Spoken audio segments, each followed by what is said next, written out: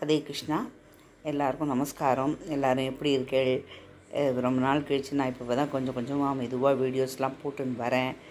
எனக்கு by God's grace நான் தேவலையாயிட்டு வருது. கூடிய சீக்கிரத்தில் எழுந்து நடந்து அதுக்கப்புறம் கால் ஃப்ராக்சர் ஆகிடுது. அதுக்கு இதெல்லாம் போட்டிருந்தா ஸ்க்ரூ வச்சு அதெல்லாம் பண்ணியிருந்தா. அதுக்கப்புறம் போனே தெரிய ஆரம்பிச்சுட்டோ. அதனால் ஐ கேப்ஸ் டாக்டர் இது பண்ணினேன், பிளாஸ்டிக் சர்ஜரி பண்ணிவிட்டு அதெல்லாம் பண்ணதுனால ரொம்ப டைம் ஆகிடுது. ஒரு 5 months நியர்லி பெட் ரிட்டன் தான்.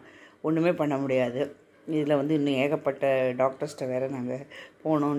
நியூராலஜிஸ்ட், நெஃப்ராலஜிஸ்ட்டு, கார்டியாலஜிஸ்ட்டு, டயபெட்டாலஜிஸ்ட்டுன்னு எல்லாம் பெரிய லிஸ்ட்டே இருக்குது. அவாக்கிட்டெல்லாம் நாங்கள் போய் காமிச்சு எல்லா டெஸ்ட்டும் எடுத்து அந்த மருந்துலாம் ஏகப்பட்ட மருந்து.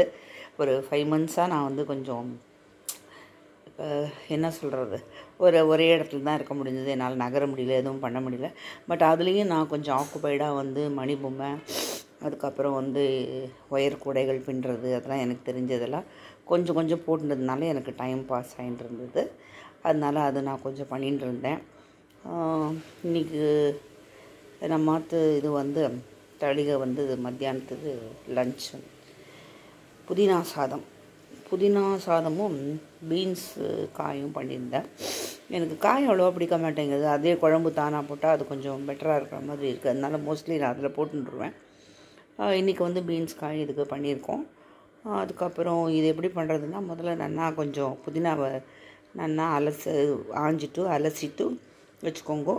அதுக்கப்புறம் தேங்காய், பச்சை மிளகா, இஞ்சி, வெங்காயம் இதெல்லாத்தையும் உங்களுக்கு நீங்கள் எவ்வளோ குவான்டிட்டி வேணுமோ அதுக்கு தகுந்த அளவு போட்டுண்டு நீங்கள் அதை நல்லா வதக்கிண்டு மிக்சியில் போட்டு பச்சை மிளகாயும் போட்டுண்டு மிக்சியில் நல்லா அரைச்சி வச்சுக்கோங்க.